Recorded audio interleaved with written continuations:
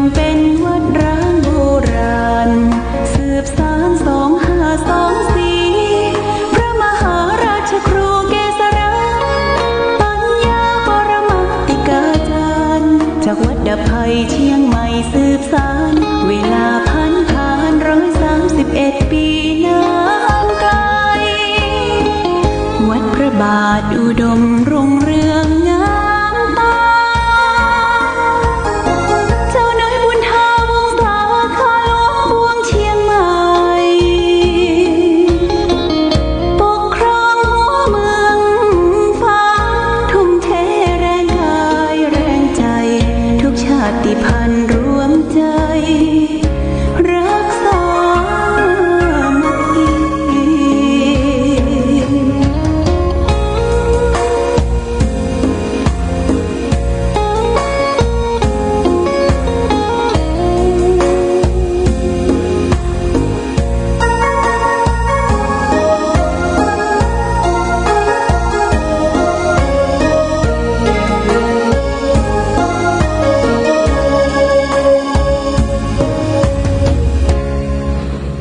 เป็นวัดร้างโบราณ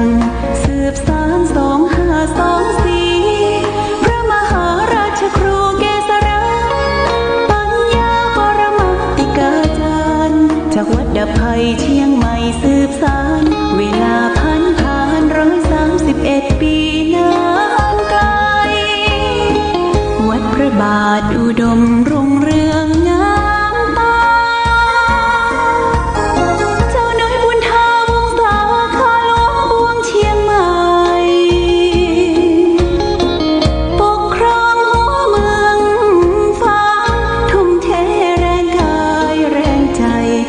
ชาติพันธุ์รวมใจรักษามัคคี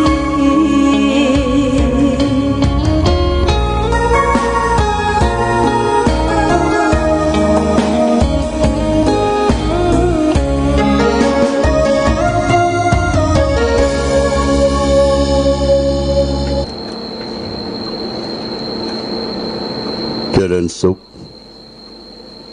ศรัทธาสาธุชนญาติโยมท่านพุทธบริษัททั้งหลายวันนี้รายการธรรมะประทีปส่องต่างก็ได้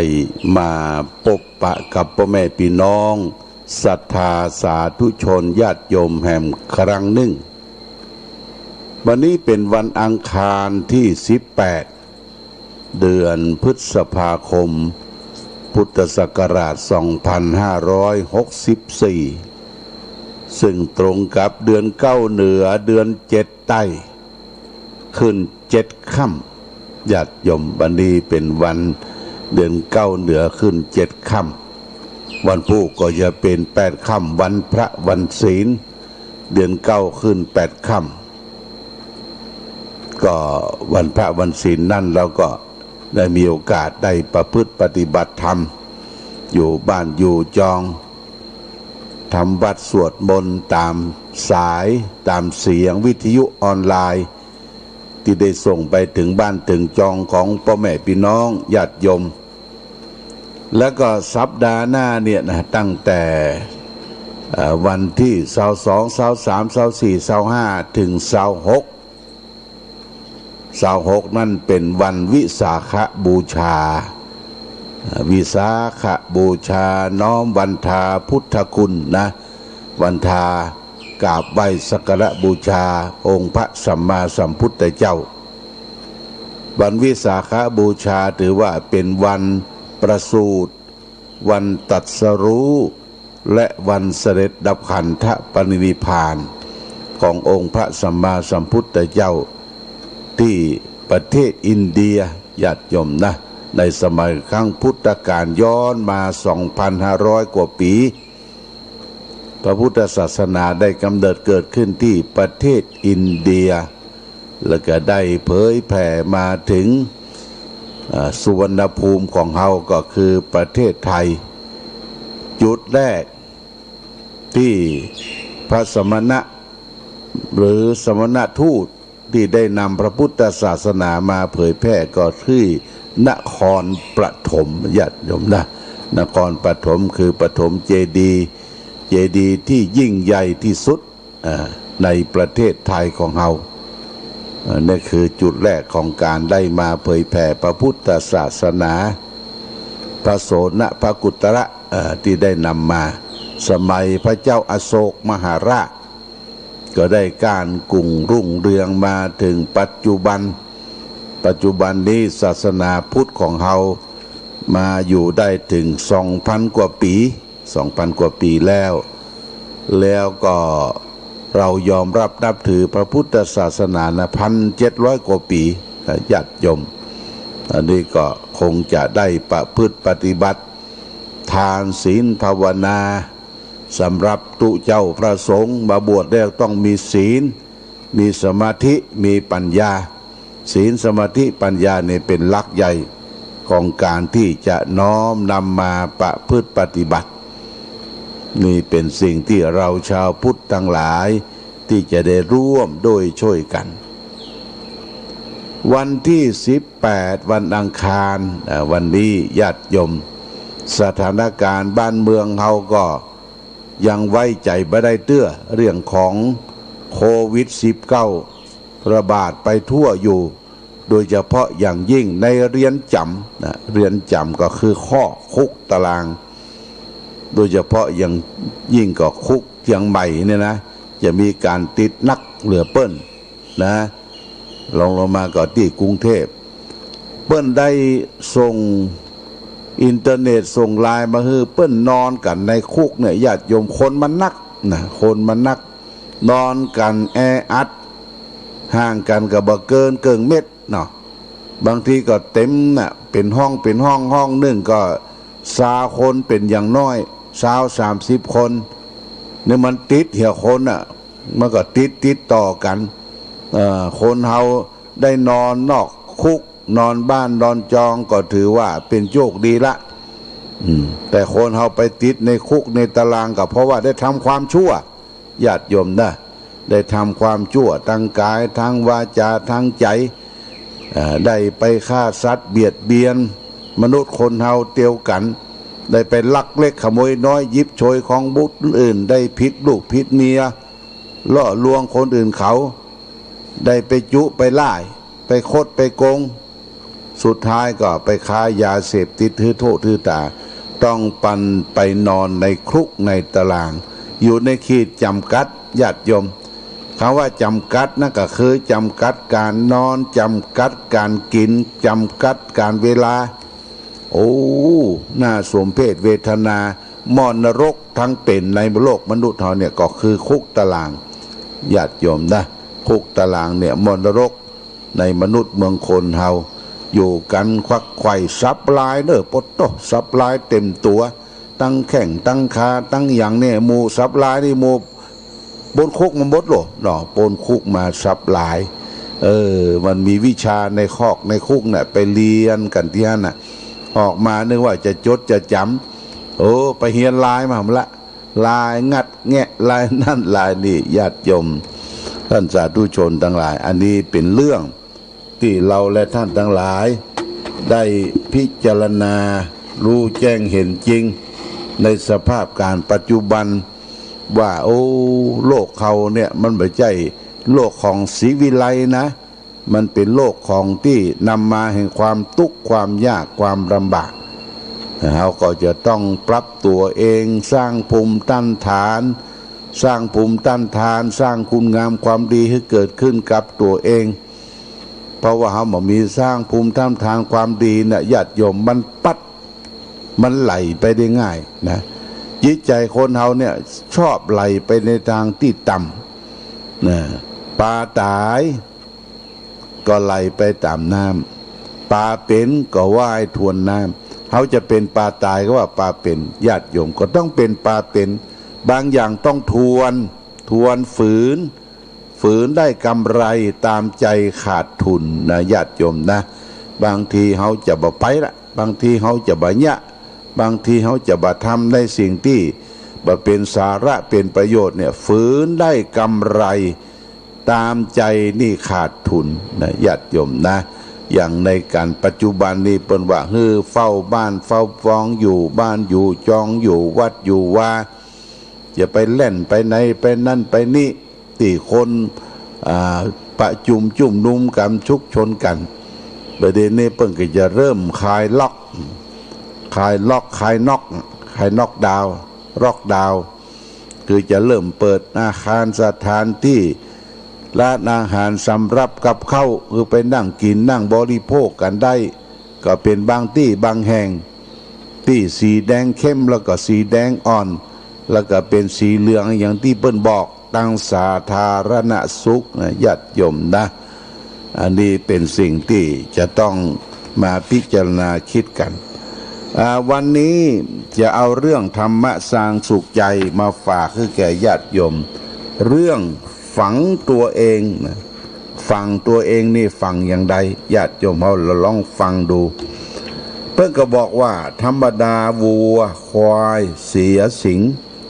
ธรรมชาติได้สร้างขึ้นมามีเขี้ยวมีเล็บไว้เป็นอาวุธประจำตัวของมันถ้าเขี้ยวเล็บและเข่าของมันคมแหลมมากเพียงใดความดุร้ายและพิษ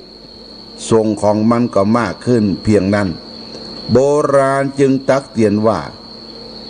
สัตว์เขี้ยวเล็บงาอย่าโทษอย่าวางใจญาติโยมสัตว์เขี้ยวเล็บงาเนี่ยอย่าวางใจเพ้อเมื่อใดมันก็จะเจ็บตัวเมื่ออันไทยจะเล่นด้วยสิ่งใดก็ตามแต่สัตว์จำพวกนี้มีเขี้ยวมีเข่าแล้วท่านห้ามเด็ดขาดดังคำที่ว่าอย่าเลี่ยมเขาควายให้ชนกันเพราะสักวันหนึ่งเขาอันคมกริบนั้นมันก็จะควิดเจ้าของไส้ไหลทะลักออกมาก็ได้ใครจะไปหู้คนเราก็ทำนองเดียวกันถ้ามีนิสัยเป็นคนพาลนะญาติโยมนะคนพาลสันดานหยาดแล้วถึงจะมีความรู้ความฉลาดเฉียบแหลมก็ไม่ได้ทำประโยชน์อันใดให้เกิดขึ้นมาได้ความรู้มากนั่นเองกับทำให้เขาได้มีโอกาสได้ทำความเลวร้ายอย่างอุกอาจฉกาจฉกันยิ่งขึ้นเพราะเขาจะได้อาศัยความฉลาดความรู้นั้นเป็นเขี้ยวเล็บทำการปลิ้นป้อนหลอกลวงก็เก่งเพราะเขารู้ตัวบทกฎหมายรู้จักลบจักเด็กรู้จักบทกฎหมายเหล่านั้นคนพาลมีความรู้มากก็มีรวดลายเล่ห์เหลี่ยมมากต่อใดกับความรู้ไผๆก็ลงยกย่องว่าคบค้าสมาคมกับเขาสักวันหนึ่งจะต้องเสียคนไปตามเพราะถูกเขาทำร้ายเอาร้ายแรงยิ่งกว่าสัตว์จำพวกที่มีเขี้ยวมีเล็บเหล่านั้นแหมดังนั้นความรู้จึงมามีประโยชน์อะไรแก่คนพาลเหมือนแสงสว่างมาเป็นประโยชน์แก่คนแก่นกฮูกนกเก้างูเห่าได้ไออุ่นกับฟื้นขึ้นชีพแล้วก็ทำลายชีวิตของคนในภายหลังนอกจากจะมาเป็นที่ไว้วางใจแก่คนอื่นแล้วตัวเขาเองก็ยังเอาตัวไปบ่รอดเพราะความรู้อันเป็นพิษบ่อนทำลายสมองส่วนดีของเขาเสียหมดเขาก็จะหันว่าตัวเขาเองเนี่ยดีกว่าภัยมดในที่อยู่ในแผ่นดินขั้นรวมตัวมากเข้าวันหนึ่งก็จะถูกจับได้ไล่ทันและนั่นเองก็คืออวสานแห่งชีวิตของเขามันเป็นความสิ้นสุดแห่งชีวิตในลักษณะที่ปนปี้ยียำบ่มีอันใดเป็นชิ้นเป็นดีเลยยาวะเทวะอนัตถายะนัตตังภารัสสะชายติหันติภารัสสะสุกังสังพุทธมัสสะวิปาตยังความรู้ย่อมเกิดแก่คนพาลเพียงแต่ความชิบหายเท่านั้นมันทำสมองของเขาให้เขวย่อมฆ่าส่วนที่ โทนที่ข่าวของคนพาลนั่นเสียนี่เป็นพุทธภาษิตจากธรรมบทพุทธกานิกายนะญาติโยมนะอันนี้เรื่องของการฝังตัวเองฝังตัวเองคนเฮาก็พยายามแต่พาลความชั่วความอาหังการมะมังการเคยมีนั่นเมื่อเฮาถอดเขี้ยวเล็บสำนึกผิดได้อย่างโจมจอมจนองคุลิมานเนี่ยญาติโยมก็ต้องยอมรับกรรมที่ตนได้ทำมานะได้ทำมาก็คือวิบากกรรมที่ตนได้ทำมาถึงแม้นว่าจะได้ถูกเปิ้นทำร้ายบุบตีอย่างใดก็ตามย่อมก้มหน้ารับกับสิ่งที่ประสบชะตากรรมของตนเองเนี่ยวิสัยของคนที่กลับใจญาติโยมนี่ฝากไปเป็นหลักคิดญาติโยมท่านสาธุชนทั้งหลายเขาก็ได้ฟังข่าวเสพข่าวตั้งการบ้านการเมืองสังคมมนุษย์เขาประเดี๋ยวนี้มันเป็นสังคมที่หลอกลวงกันเนอะมีมือถือหลอกลวงกันมีอินเทอร์เน็ตหลอกลวงกันเป็นแซ่เป็นแซ่เล่นแซ่เอาสตางค์มาให้มาหอมกันโคตรโกงกันหน้าดื้อญาติโยมโคตรโกงกันและปลายปอก็ประเดี๋ยวนี้มันรายได้บ่ค่อยมีอย่างได้ยินข่าวว่าเด็กสาวทั้งหลายไปอาสาเป็นคนเสิร์ฟญาติโยมนะเป็นคนเสิร์ฟไปจ้างเปิ้นผสมเหล้าเสิร์ฟเหล้านะที่จ้างไปนะก็คือวัยรุ่นหนุ่มสาวจ้างไปผิดเวลาวิกาลนะจ้างบอกคือพ่อของแม่ลักเด็ดลอดไปแล้วเพื่อเคฮึกกินยาสูบย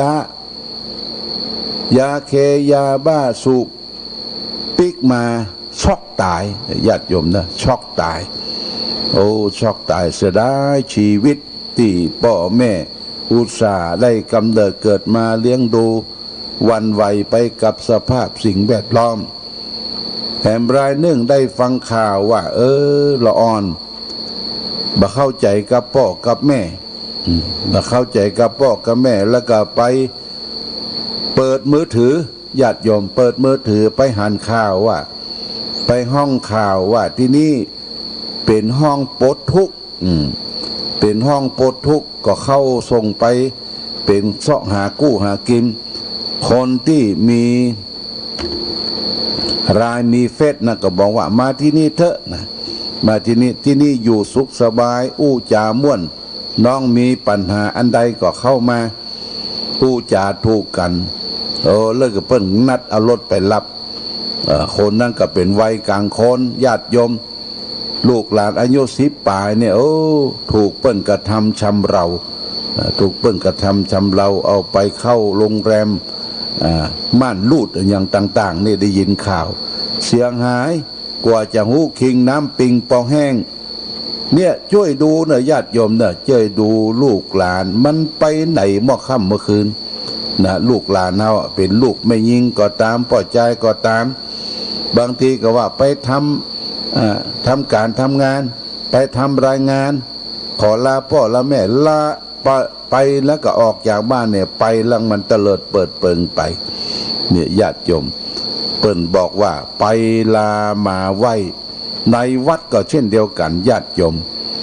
พระสงฆ์องค์เนนอยู่ในวัดในวาเนี่ยมีการปกครองระดับวัดคือไปลามาไหว้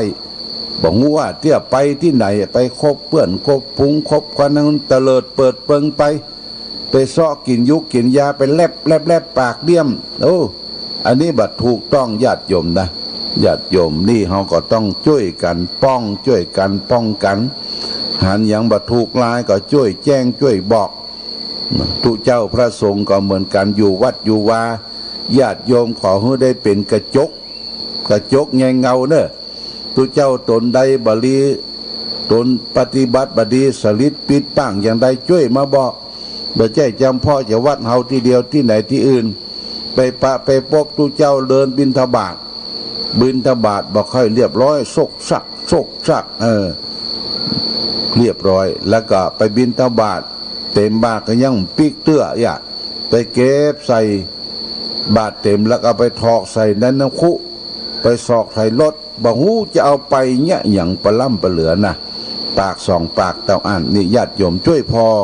ช่วยดูช่วย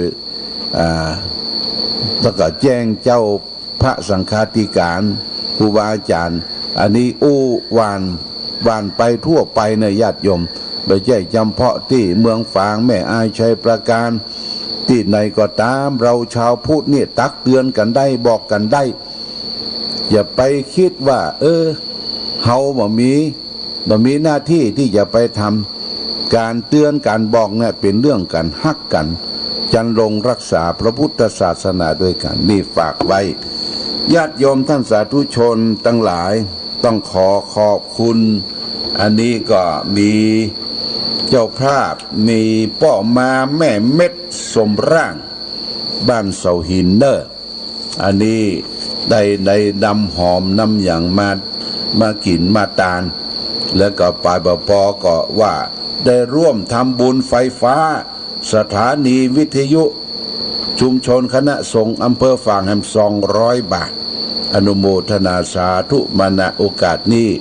ตะกี้ก็มีพ่อมาชัยคำพ่อมาชัยคำบ้านแม่ใจหมู่8เอาพักมาตาล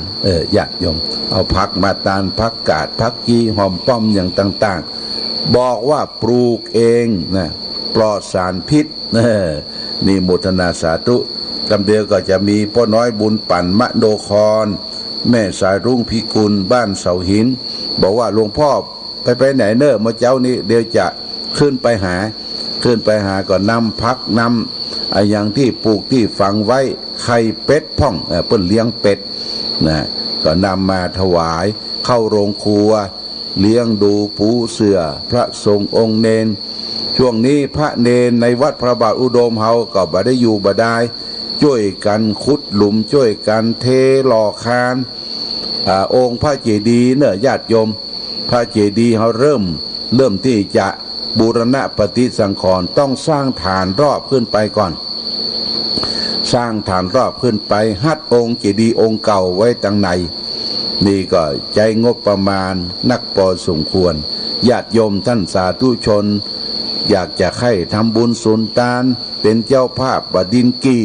เจ้าภาพปูนเจ้าภาพอิฐหินดินทรายแจ้งจำนงประสงค์มายังที่อาตมาก็ได้เนอหรือจะไปที่ลานอนุสาวรีย์พระเจ้าฝางไปที่คุณสายใจหันตระกูลอันนั้นก็มีบัญชีรับบริจาคไว้เขาก็จะได้ช่วยกันบูรณะปฏิสังขรณ์ที่ครูบาอาจารย์ได้สร้างไว้นมนานเจดีย์องค์นี้เป็นเจดีย์เก่าแก่สมัยพระเจ้าฝางพระนางสามผิวเพิ่นได้สร้างเป็นยุคของโบราณแต่ได้ล้มได้คืนลงโดยแผ่นดินไหวพ่องโดยการสันรุปสุบสมพ่องได้หลายปีก็มาบูรณะครั้งสุดท้ายสมัยหลวงพ่อท่านพระครูวิทิตธรรมรสอดีตท่านเจ้าวาดอดีตเจ้าคณะอำเภอฝางได้บูรณะเสร็จสิ้นเมื่อปี3029นะประมาณ29เนี่ยญาติโยมมาถึงนี้ก็ประมาณเกือบ30กว่าปีละก็มีการแตกต่างบ้างกันบ้างอันนี้เขาก็จะทำให้มันมาตรฐานสืบสารขี้ตีนขี้มือของครูบาอาจารย์เนาะบริจาคให้หอมกันตามเจตนาศรัทธาจึงขออนุโมทนากับญาติโยมท่านสาธุชนทั้งหลายก็ขอขอบคุณกับครอบครัวของอิฐหนานคำปันพ่อหนานคำปันแม่พิกุลรูปดีนี่เปิ้นบริจาคอิฐมา10,000 ก้อนเป็นอิฐกลางนะอิฐกลางอิฐใหญ่นี่ก็ได้ดำมากรอเป็นฐานล้อมรอบก็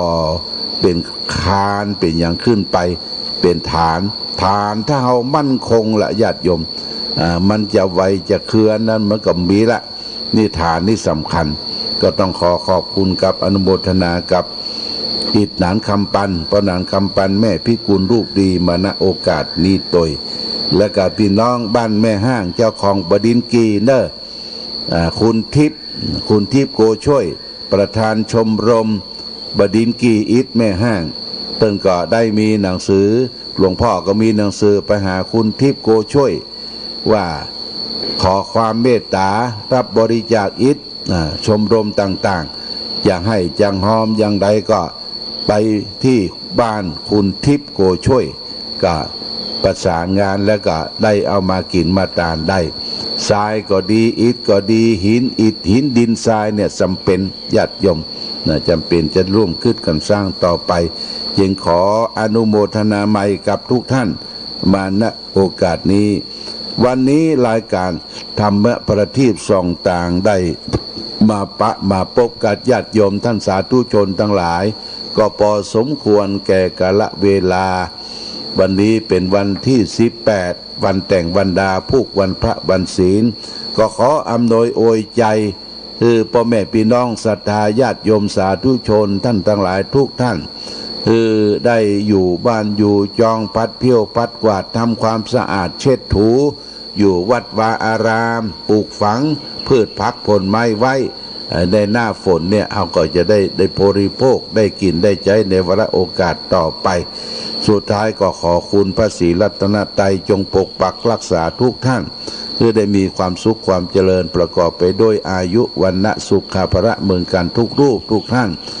รายการธรรมประทีปส่องต่างต้องขอลาก่อนขอผู้ฟังจงตั้งมั่นจิตหันษาด้วยธรรมะขององค์พระพุทธาได้นำพาให้เกิดความสุขสงบเย็นขอเจริญพร